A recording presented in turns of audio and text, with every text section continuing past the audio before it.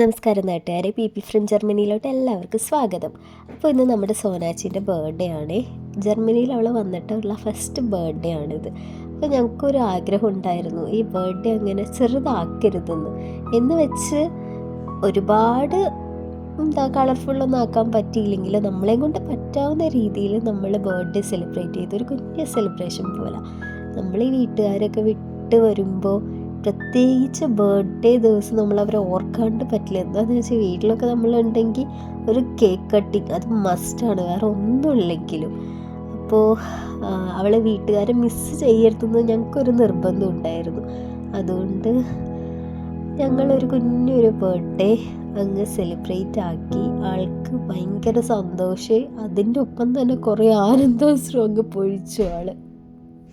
നമ്മുടെ കുഞ്ഞ് സർക്കിളിലുള്ള കുറച്ച് പേരെ മാത്രം വിളിച്ച് ഞങ്ങൾ ബർത്ത്ഡേ സെലിബ്രേറ്റ് ചെയ്തു. ആൻഡ് ഫൈനലി അവൾക്ക് ഏറ്റവും സർപ്രൈസിങ് ആൻഡ് ഷോക്കിംഗ് ആയത് വേറൊരാളുടെ ഒരു മാക്ബുക്ക് എൻട്രി ആയിരുന്നു. ആളുടെ വുഡ് ബി നാട്ടിൽ നിന്ന് ഒരു മാക്ബുക്ക് കൊടുത്തു വിട്ടിട്ടുണ്ടായിരുന്നു. അപ്പോൾ അത് കണ്ടപ്പോൾ ആൾ ഒന്നും കൂടി അയ്യോ എന്ത് ചെയ്യണമെന്നുള്ളൊരവസ്ഥയിൽ പോയി. ആൾ കുറച്ച് നേരം കരഞ്ഞ് പിഴിഞ്ഞ് കോമഡിയാക്കി കളഞ്ഞ്. ആ മാക്ബുക്ക് കിട്ടിയ പിന്നെ ഫുൾ ടൈം ആൾ മാക്ബുക്കിലാണ്. എന്ത് കിടക്കണമെങ്കിൽ പോലും മാക്ബുക്കും കെട്ടിപ്പിടിച്ചാണ് ആൾ കിടന്നുറങ്ങുന്നത്. അത്രയും സെറ്റപ്പിലോട്ട് ആൾ വന്നിട്ടുണ്ട്.